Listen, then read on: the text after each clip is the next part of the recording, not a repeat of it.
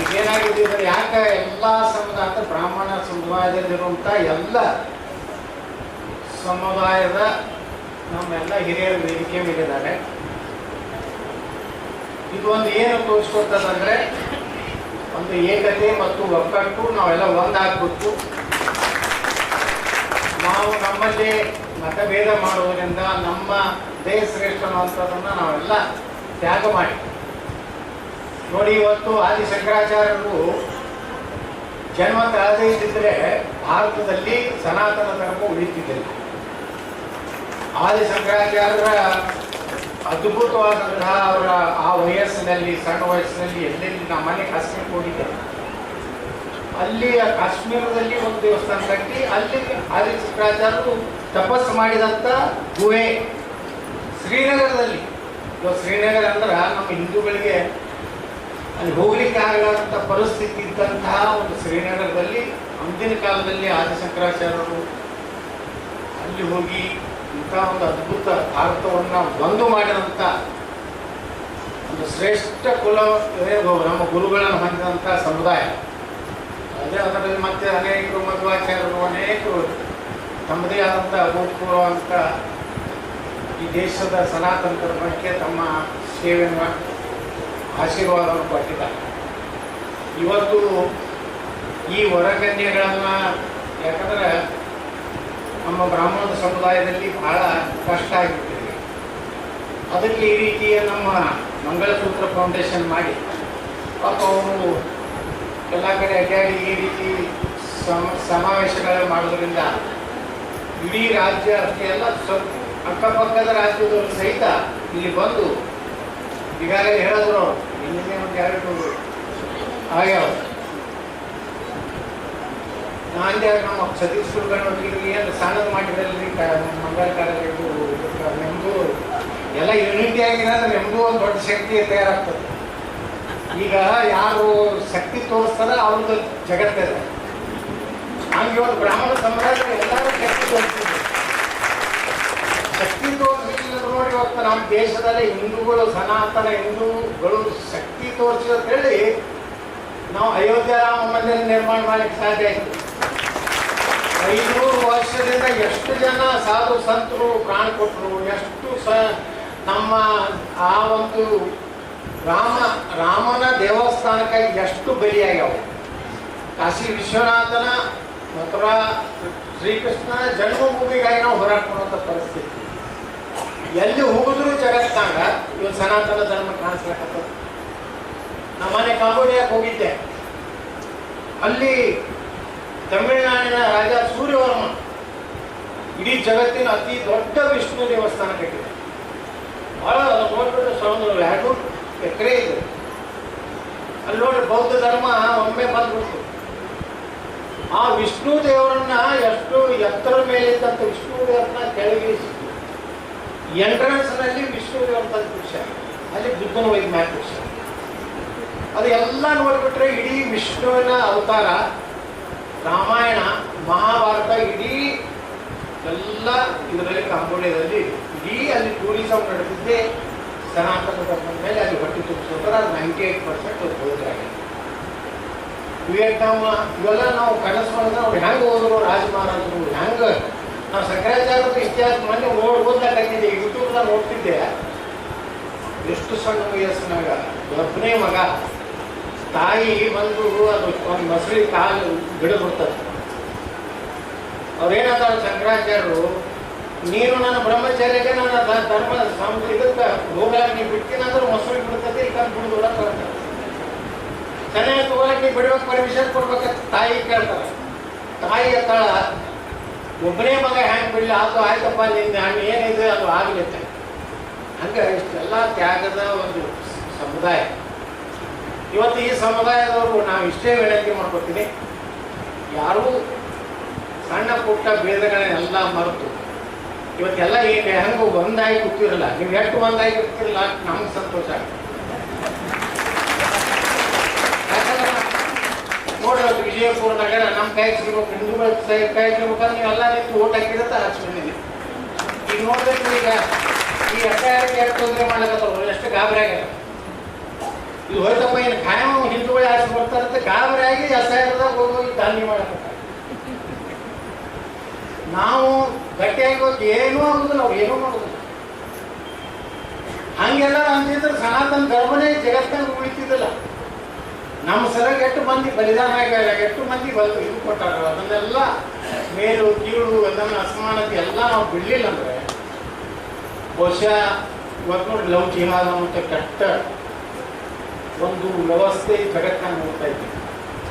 ಜಾತಿ ಆಧಾರದ ಮೇಲೆ ಲವ್ ಜಿಹಾದದಲ್ಲಿ ನಮ್ಮ ಹಿಂದೂ ಹೆಣ್ಣು ಮಕ್ಕಳನ್ನ ಲವ್ ಜಿಹಾದ್ ಮಾಡಿದ್ರೆ ಬ್ರಾಹ್ಮಣರಿದ್ರೆ 25 ಲಕ್ಷ, ಠಾಕೂರು ಮತ್ತು ಗಣಿಯ ಮತ್ತು ಲಿಂಗಾಯತರು ಇದ್ರೆ ಅವ್ರಿಗೆ 15 ಲಕ್ಷ, ದಲಿತರಿದ್ರೆ 5 ಲಕ್ಷ ರೇಟ್ ಫಿಕ್ಸ್ ಮಾಡಿ ನಮ್ಮ ಹಿಂದೂಗಳನ್ನ ಲವ್ ಜಿಹಾದ್ನಲ್ಲಿ ಹೊತ್ತು ಅನೇಕ. ಅದಕ್ಕೆ ನಮ್ಮ ಹೆಣ್ಮಕ್ಳು ಸಹಿತ ಜಾಗೃತರಾಗಿ ಯಾವ ಶಿಕ್ಷಣ ಸಂಸ್ಥೆ ಹೋಗ್ತೀರಿ, ಯಾವ ಓಪನ್ ಜಿಮ್ಗೆ ಹೋಗ್ತಾರೆ. ಇವತ್ತು ನಮ್ಮ ಹೆಣ್ಮಕ್ಳು ಜಿಮ್ದಲ್ಲಿ ದೊಡ್ಡ ದೊಡ್ಡ ಅನಾಹುತಗಳಾಗತ್ತೆ. ಇವತ್ತು ಹುಬ್ಬಳ್ಳಿಯಲ್ಲಿ ಏನಾಗತ್ತೆ, ಮೇಲೆ ದಾವಣಗೆರೆಯಲ್ಲಿ ಏನಾಗುತ್ತೆ, ಅದಕ್ಕೆ ನಮ್ಮ ಸಮುದಾಯ ಎಲ್ಲ ಬಂದಾಗುತ್ತೆ. ನಮ್ಮ ಶಿಕ್ಷಣ ಸಂಸ್ಥೆಗಳಲ್ಲಿ ನಮ್ಮ ಮಕ್ಕಳನ್ನ ಕಳಿಸ್ಬೋದು ಮತ್ತು ನಿರಂತರವಾಗಿ ನಮ್ಮ ಮಕ್ಕಳ ಮೇಲೆ ಲಕ್ಷ್ಯ ಇರಬೇಕು. ಎಲ್ಲಿ ಹೋಗ್ತಾರೆ, ಏನು ಮಾಡ್ತಾರೆ. ಯಾಕಂದರೆ ಭಾಳ ಕೆಟ್ಟ ಜನಗಳು ನಾವು ನೋಡಬೇಕು ದೇಶದಲ್ಲಿ. ಇವತ್ತು ನೋಡಿ ಪಶ್ಚಿಮ ಬಂಗಾಳದಲ್ಲಿ ಏನು ಹೆಂಗೆ ಪರಿಸ್ಥಿತಿ ನಮ್ಮ ಹಿಂದೂಗಳು ಇವತ್ತು ಬಂದಿರಲಿಲ್ಲ ಅಂದರೆ ಅದು ನಮ್ಮ ದೇಶದಿಂದೇ ಕೈ ಬಿಟ್ಟು ಹೋಗ್ಬೇಕು. ಅಂದರೆ ಇದನ್ನೆಲ್ಲ ಯಾಕೆ ಹೇಳ್ತೀನಿ ಅಂದರೆ ಸನಾತನ ಧರ್ಮ ಉಳಿಬೇಕಾದ್ರೆ ನಾವೆಲ್ಲ ಮತಭೇದ ಬಿಟ್ಟು ಒಂದಾದರೆ ನಮ್ಮ ಶಕ್ತಿ ಒಂದು ಯಾವ ಶಕ್ತಿನೂ ಜಗತ್ತಿನಾಗ ಇರಲಿಕ್ಕೆ ಸಾಧ್ಯ ಇಲ್ಲ. ಅದಕ್ಕೆ ನಾನು ಹೇಳ್ತೀನಿ, ಇವತ್ತು ಎಲ್ಲ ಬ್ರಾಹ್ಮಣ ಸಮುದಾಯದ ನಮ್ಮೆಲ್ಲ ಹಿರಿಯರಿದ್ದಾರೆ. ಇವತ್ತು ಹೊರಕನ್ಯಾದಲ್ಲಿ ಭಾಳ ಸಮಸ್ಯೆ ಅದ. ಇವತ್ತು ಯಾರಿಗೆ ಆಚಾರ್ಯರಿಗೆ ಕನ್ಯಾ ಕೊಡೋದಿಲ್ಲ, ಗುಡಿ ಪೂಜಾರಿಗಳಿಗೆ ಕನ್ಯಾ ಕೊಡೋದಿಲ್ಲ, ಸಾಫ್ಟ್ವೇರ್ ಇಂಜಿನಿಯರೇ ಬಿಡ್ತಾರೆ. ಈಗ ನಾವು ವಿಚಾರ ಮಾಡ್ತೀವಿ, ನಮ್ದು ಏನಾರ ದೇವರ ಆಶೀರ್ವಾದ ಮುಖ್ಯಮಂತ್ರಿ ಆದ್ರೆ ಎಲ್ಲ ಆಚಾರ್ಯಗಳಿಗೆ ಗುಡಿ ಪೂಜಾರಿಗೆ ಕರ್ನಾಟಕ ನೌಕರಿ ಕೊಟ್ಬಿಡ್ತೀರ.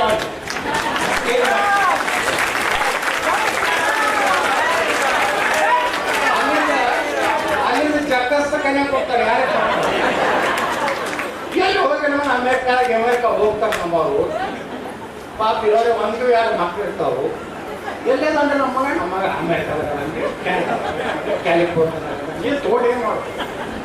ಸತ್ತಾಗ ನಿಮ್ಗೆ ಪೇಟಿಎಂ ಮೇಲೆ ರೊಕ್ಕ ಕೊಟ್ಟು ಕಳಿಸ್ತಾರೆ.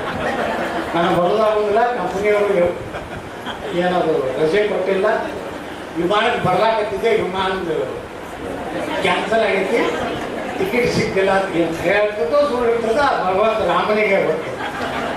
ಮುಂದೇನು ಹೇಳ್ತಾರೆ, ಮನೆಯವ್ರಿಗೆ ಬರೆದು ಕಳಿಸ್ತಾರೆ, ಪೇಟಿ ಅಂತ ಕಳಿಸ್ತೀನಿ, ಎಲ್ಲ ಶ್ರಾದ್ದ ಗೀದ ಎಲ್ಲ ಏನಾದ್ರು ಮಾಡಿಬಿಡ್ರಿ, ಅವ್ರು ಆರಾಮ ಇರ್ತಾರಲ್ಲ ಅಮೇರಿಕಾದ.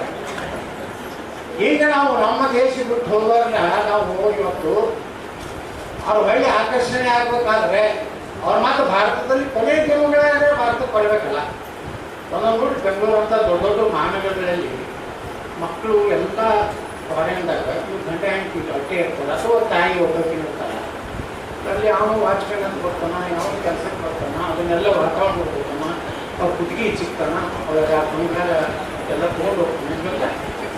ಅದಕ್ಕೆ ಮಕ್ಕಳಲ್ಲಿ ಹೆಚ್ಚು ಹಿಡಿಬೇಕಂತ ಮಾಡಿ ರಾಷ್ಟ್ರೀಯ ಸ್ವಯಂ ಸೇವಕ ಸಂಘದ ಪರಮ ಪೂಜೆ 3-4 ಹಿಡಿಯಪ್ಪ, ಒಂದು ಎಡಕ್ಕೆ ರೆಡಿ ಮಾಡಿಬೇಡ್ರಿ.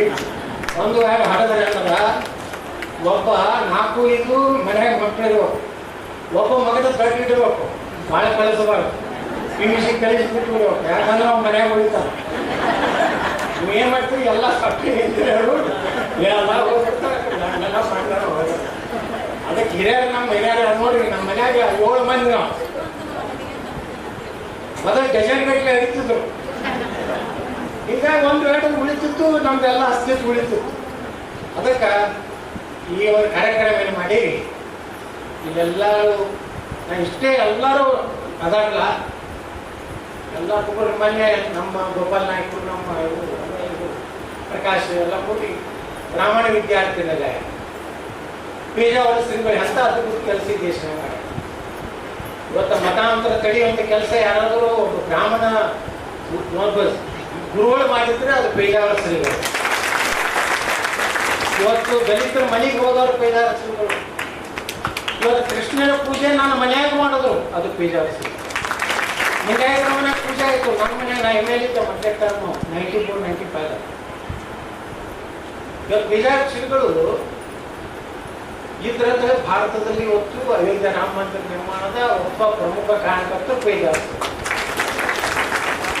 ಎಷ್ಟು ವಯಸ್ಸು ನಮಗೂ ಸಹಿತ ಆದರೆ ಯಾಕೆ ಅನ್ನಿಸ್ತೀವಿ ಅಂದರೆ ಅಂಥವರೆಲ್ಲ ಧರ್ಮ ರಕ್ಷಣೆ ಮಾಡ್ಯಾರ. ಇವತ್ತು ನಾವೆಲ್ಲ ಮೊನ್ನೆ ಬ್ರಾಹ್ಮಣ ವಿದ್ಯಾರ್ಥಿ ನಿಲಯ ಎಲ್ಲ ಬ್ರಾಹ್ಮಣರ ಪಾಪ ಹುಡುಗರು ಎಲ್ಲ ಏನಿದಾವೆ ಎಲ್ಲ ಹಾಸ್ಟೆಲ್ಗಳು ಅದಾವ. ಆದರೆ ಬ್ರಾಹ್ಮಣರಿಗಾಗಿ ಹಾಸ್ಟೆಲ್ ಈ ದೇಶದಲ್ಲೇ ಇಲ್ಲ. ಏನು ಕೇಳಿದ್ರು ಅವರೇ ಅವ್ರಿಗೆ ಮತ್ತೆ ಬೇರೆ. ಈಗ ನಮ್ಮ ದೇಶನೇ ಅನಿಸಲ್ಲ. ಅದಕ್ಕೆ ಒಂದು ಹೇಳಿದ್ದೆ, ಅಲ್ಪಸಂಖ್ಯಾತರು ಈ ದೇಶನಾಗಂದ್ರೆ ಸಾಬ್ರಲ್ಲ, ನಿಜವಾದ ಅಲ್ಪಸಂಖ್ಯಾತರು ಬ್ರಾಹ್ಮಣರು ಕೇಳೋ ನಾನೇ. ಇವಾಗ 2% ಇದ್ದವರು ಅಲ್ಪಸಂಖ್ಯಾತರು 15% ಇತ್ತು. ಈ ದೇಶದಾಗ ತಿಂದು ಪಾಕಿಸ್ತಾನ ಸಿಂದಾಬಾದ್ನವ್ರು ಅಲ್ಪಸಂಖ್ಯಾತರು ಈ ದೇಶ. ಇವೆಲ್ಲ ಚಿಂತನೆ ಆಗ್ಬೇಕು. ಏನು ನಮ್ಗೆ ಏನು ಮಾಡೋದಿಲ್ಲ. ನಾವು ಗಟ್ಟಿಯಾಗಿ ನಾನು ಬಿಜಾಪುರನಾಗ ಹೇಳ್ತೀನಿ, ಅನೇಕ ಬಿಜಾಪುರದವರು ನನಗೆ ನೀವು ಹಿಂದೂಗಳು ಯಾಕೆ ಓಟ್ ಹಾಕ್ತಾರೆ ಸಾಬರು ಓಟು ಬೇಡ ಅದಕ್ಕೆ ಕೆಲ ಕೆಲಸ ಮಾಡೋಕ್ಕಾಗೈತಿ. ಬರೀ ಅವ್ರಿದ್ರೆ ನಮ್ಗೆ ಏನು ಕೆಲಸ ಮಾಡ್ಬೋದು, ದಿನ ಇಲ್ಲಿಗೆ ಕೆಲಸ ಮಾಡ್ಬೋದು. ಅದಕ್ಕೆ ಅಲ್ಲಿ ನೋಡಿ ಮೊನ್ನೆ ನಾವು 25 ಲಕ್ಷ MLA ಫಂಡ್ ಕೊಟ್ಟಿದ್ವಿ. ಮುಂದಿನ ಅವಧಿ ಮತ್ತೆ 25 ಲಕ್ಷ ಕೊಟ್ಟಿದ್ವಿ. ನಮ್ಮ ಸಿದ್ಧದಿಂದ ಮತ್ತೆ 25 ಲಕ್ಷ, ಒಟ್ಟು 75 ಲಕ್ಷ ರೂಪಾಯಿ ನಾವು ಘೋಷಣೆ ಮಾಡಿದ್ವಿ. ಯಾಕಂದ್ರೆ ಅವ್ರಿಗೆ ನೂರಾರು ಬ್ರಾಹ್ಮಣ ವಿದ್ಯಾರ್ಥಿಗಳು ಬಡವರು ಪಾಪ ಮುಂದೆ ಅದೆಲ್ಲ ತಯಾರಾಗಲಿ. ಒಂದು ತಿಂಗಳದ್ದು ಅಲ್ಲಿ ಏನು ಅನ್ನದ ಪ್ರಸಾದ ಬರ್ತದೆ ನಮ್ಮ ಸಿದ್ಧಿಸಿದ್ವಿ. ಒಂದು ತಿಂಗಳು ನಾವು ಪ್ರವಾಸ ಈಗ ನಾವು ಸಮಾಜದಲ್ಲಿ ಎಲ್ಲರ ವಿಶ್ವಾಸ ತಗೊಂಡು ಪ್ರೀತಿಯಿಂದ, ಯಾಕಂದ್ರೆ ನೀವು ನನ್ನ ಇನ್ನೇನೋ ಅವಸನ್ ಸರ್ ಒಂದು ಕಾರ್ಯಕ್ರಮ ಕೊಟ್ಟಿದ್ದೆ ಜನ್ಮ ಶತಾಬ್ದಿ. ಅಲ್ಲಿ ಹೇಳಿದೆ ನಾನು ಪಿಡಿದಾಗ ಬಂದ್ರೆ ಮ್ಯಾಕ್ ಶಾಣೆ ಆಗಿನಪ್ಪ, ನಾನು ಅವ್ನು ತಟ್ಟಿದ್ದೆ 35 ಮಾರ್ಕಸ್ ತಗೋದು ಅಧ್ಯಾಯ ದೇವ್ರು ಬೇಡ 11 ತೆಂಗಿನಕಾಯಿ ಹೊಡ್ತೀನಿ ನಾನು ಪಾಸ್ ಮಾಡಿದೆ. ಒಂದು ಸ್ವಂತ ನಾನೇ ಶಾಣೆ ಇದೆ. ಹಾಗಾದ್ರೆ ಮುಂದೆ ನೀವು ಹೇಳಿದಲ್ಲ ಅವಸನ್ ಸರ್ ಬಳಿ ಗಣಿತದ ಟ್ಯೂಷನ್ ಹೋಗ್ತಿದ್ದೆ. ಈಸಿಯಾಗಿ ನಮ್ಗೆ ತಿಳಿಸ್ತಿದ್ರು. ಈ ಬೀಜಗಳಿಂದ ಸೊಡಗಾಡ ಅವೇನು ನಮ್ಗೆ ತಿಳಿಸಿದಿಲ್ಲ. ಅವ್ರು ಹೇಳೋದನ್ನು ಸ್ವಲ್ಪ ಶಾಣೆ ಆದ್ವಿ. ಒಂದು PUC ನಾವು ಕಾಮರ್ಸ್ನಾಗ ಪಿಡಿದಕ್ಕೇನೆ 2nd ರ್ಯಾಂಕ್ ಬಂದೆ. ನಮ್ಮ ಗುರುಗಳು ಇಲ್ಲೇ ಅದ ಸಂಸ್ಕೃತ ಕಲಿಸ್ತಿದ್ರು. ನಮ್ಮ ಮನ್ಯಾಗ SS ಕುಲಕರ್ಣಿ ಸರ್ ಇರ್ತಿದ್ರು, ಅವ್ರ ಬಳಿ ಸಂಸ್ಕೃತ ಕಲಿತಿದ್ರು. ಮೊಕಾಸಿ ಸರ್ ಇತ್ತು, ನಮ್ಮ ಹಿರಿಯರ ಮೊಕಾಸಿ ಸರ್. ಎಲ್ಲ ಕಡೆ ನಮ್ಮದು ಎಲ್ಲ ಬ್ರಾಹ್ಮಣ ಗುರುಗಳು ಕಲಿಸಿದ್ರೆ ಶಾಣೆಯಾಗಿ ಎಲ್ಲ ಮಾತಾಡ್ತಿದ್ವಿ ಭಾಷಣ. ಅದಕ್ಕೆ ಆ ಎಲ್ಲ ಉಪಕಾರ ಹೆಂಗೆ ತಿಳಿಸ್ಬೇಕಪ್ಪ ಅಂದ್ರೆ ಆ ಸಮಾಜಕ್ಕೆ ಏನಾದರೂ ನಾವು ಸೇವೆ ಮಾಡಿದ್ರೆ ಅದೇ ನಮ್ಮದು. ಗುರುವಿನ ಸೇವೆ ಮಾಡೋದಂದ್ರೇನು, ಅವ್ರಿಗೇನು ಅವಶ್ಯಕತೆ ಇದೆ, ಅವ್ರಿಗೆಲ್ಲಿ ಒಂದು ನೈತಿಕ ಫಲ ಕೊಡುವಂಥ ಕೆಲಸ ನಾವು ಮಾಡ್ತಾ ಇದ್ದೀವಿ. ನೀವು ನಮ್ಮ ಜೊತೆಗೆ ಅಷ್ಟೇ ಪ್ರೀತಿಯಿಂದ ಇದ್ದೀರಿ. ಮುಂದಿನ ದಿವಸಗಳಲ್ಲಿ ಇನ್ನೂ ದೇವರು ಎಲ್ಲ ಅವಕಾಶ ಕೊಟ್ಟಂದ್ರೆ ಅವ್ರು ಹೆಂಗೆ ಅಲ್ಪಸಂಖ್ಯಾತರಿಗೆ ಅವ್ರಿಗೆ ಮಾಡ್ಯಾರಲ್ಲ ಹಂಗೆ ನಾನು ನಿಮಗೆ ಫುಲ್ಲು ನಾನು ನಿಮಗೆ ಸಿದ್ದರಾಮಯ್ಯ ಭಾಷಣ 10,000 ಕೋಟಿ ಅವ್ರಿಗೆ ಕೊಡ್ತೇನೆ. ನಾನು ಹೇಳಿ ವಿಧಾನಸೌಧ ನೀವು ಹೋದ್ಮೇಲೆ ನಾ ಬಂದಂದ್ರೆ ನಮ್ಮ ಮಂದಿಗೆ 10,000 ಕೋಟಿ. ಅದಕ್ಕೆ ಯಾವಾಗಲೂ ಒಂದು ಕೆಲಸ ನೀವು ದೇಶನಾಗ ಜನ ಮಾಡ್ಬೇಕೇನೋ ಮತ್ತೆ ಓಟ್ ಹಾಕ್ಬೇಕು. ಅವಾಗ ಮಾತ್ರ ಎಲ್ಲರೂ ನೀವು ಪೂಜೆ ಐತಿ, ನಾವು ಐತಿ, ಏಕಾದಶಿ ಐತಿ, ಒಂದು ಖಾಯಂ ಏಕಾದಶಿ ಮಾಡ್ಬೇಕಾಗ್ತದೆ. ಏಕಾದಶಿ ಬಿಡ್ರಿ, ಎಲ್ಲ ಬಿಡ್ರಿ, ನೀವು ಜಳಕ ಮಾಡ್ರಿ ಬಿಡ್ರಿ, ಮುಂಜಾನೆ ಹೋಗಿ ಓಟ್ ಹಾಕ್ಬೇಕು. ಅಂದಾಗಿ ದೇಶ ಬಿಡ್ತದೆ. ಇಲ್ಲಾಂದ್ರೆ ನಾವು ಏನು ಮಾಡ್ಬೋದು, ಅವ್ರಿಗೆ ಏರ್ಲಾಕತ್ತಾವು 5 ಆಗಿ 25 30 ಆಗ್ತಾವ. ನಾವು 1 2 ಮಾಡಿಕೊಂಡೇ ಆ ಗಂಟೆಗೆ ಕೊಡ್ಕೊಂಡು ಇಲ್ಲೂ ಅಪೇಕ್ಷೆ ಮಾಡ್ಕೊಂಡಿರ್ತಾರೆ. ಆ ಗಂಟೆ ಹಾಕಿ ಮುಂದೇದು ಬರಲಾಗಿತ್ತ ತಮಗೆ ಅವಾಗ ಮಾಡ್ಕೊಂಡಲ್ಲಿ ಯಾರ್ಯಾರು ಆಗಲಾಗತ್ತ. ಹೆಂಗೆ ನಮ್ಮ ಹಿಂದೂಗಳ ಪರಿಸ್ಥಿತಿ ಇದೆ. ಅದಕ್ಕೆ ಹೊರ ಕನ್ಯಾದು ನೀವು ಚಲೋ ವಕೀಲರು. ಇವತ್ತು ವಕೀಲರು ಅಂದ್ರೆ ಏನು ಹಗರಿಲ್ಲ. ನನಗೆ ಕೊಡ್ತೈತೆ ಸುಪ್ರೀಂ ಕೋರ್ಟ್ನಾಗ ಒಂದು ವಕೀಲಿಗೆ ಎಷ್ಟು ಫೀ ಕೊಟ್ಟಿಲ್ಲ. ಬಂದು ಈಗ 2-3 ಮಿನಿಟ್ ಏನು ಮಾತಾಡಿದ್ರು ಏನು ಬಿಟ್ರು ಅನ್ನೋದ್ರೆ 25 ಲಕ್ಷ ರೂಪಾಯಿ. ವಕೀಲರೇನು ಈಗ ನೀವು ವಕೀಲರ ಅಂತಂದ್ರೆ ಶಾಣೆ ವಕೀಲ ಇಲ್ಲೇ ನಮ್ಮ ಅಂಬೇಡ್ಕರ್ ವಕೀಲರ ಕಲಬುರ್ಗಿ. ಈಗ ಇಲ್ಲೇ ಇಲ್ಲೇ ಬೆಂಗಳೂರಿನ ನಮ್ಮ ವೆಂಕಟೇಶ್ ದಳವಾಯಿ ವಕೀಲ ಅದಾರ. ನಾನು ವಕೀಲರು ರಾಯಚೂರ್ದು. ಒಂದು ಕೇಸಿಗೆ 2 ಲಕ್ಷ ರೂಪಾಯಿ ಕೊಟ್ಟು ಕೈ ಮುಗಿದು ಬರ್ತೀವಿ. ಈಗ ವಕೀಲ ಎಲ್ಲ ಮುಖ್ಯವಾಗಿ ಚಾರ್ಟರ್ಡ್ ಅಕೌಂಟೆಂಟ್ ಅಂದ್ರೆ ಒಂದೇ ಮುಖ್ಯ ಅಂತ ನೀವು ಹೇಳ್ಕೊಂಡು ಹೋಗ್ಬೇಡ್ರಿ. ಮತ್ತು ಚಲೋ ವ್ಯಾಪಾರ ಮಾಡೋರ್ಗೂ ಕೊಡ್ರಿ. ಕೆಲವೊಂದು ಬ್ರಾಹ್ಮಣರಿಗೂ ಒಳ್ಳೆ ವ್ಯಾಪಾರ ಮಾಡೋದಲ್ಲ, ಬಟ್ಟೆ ವ್ಯಾಪಾರ ಅಂದ್ರೆ ಬೇಡ ಬೇಡ ಬೇಡ ಬೇಡ, ಇವ್ನು ಇರಲಿ ಅವ್ನಿಗೆ ಕೊಡ್ತೀನಿ ನಾವು ಅಂತ ಏನು ಬಿಡ್ರಿ. ಬಿಡುತ್ತೆ ಸಾಕ್ರಿ ನಮಗೆ. ಯಾವ ದೊಡ್ಡ 3 ಕೋಟಿ ರೂಪಾಯಿ ಇದೆ ಇವನು ಅದಲ್ಲ ಅನ್ನೋಂಥದ್ದು ಈ ಮೆಂಟಾಲಿಟಿಯಿಂದ ಹೊರಗೆ ಬರ್ರಿ. ನಿಮ್ಮ ಮಗಳನ್ನ ಧೈರ್ಯವಾಗಿ ಕೊಡ್ರಿ. ನೀವು ಧೈರ್ಯವಾಗಿ ಎಲ್ಲ ರೀತಿಯಂತೂ ಎಲ್ಲ ಜೊತೆ ಸಂಬಂಧ ಮಾಡಿ ತಿಳ್ಕೊಂಡು ನಾನು 2 ಮಾತು ಕಳಿಸ್ತೀನಿ.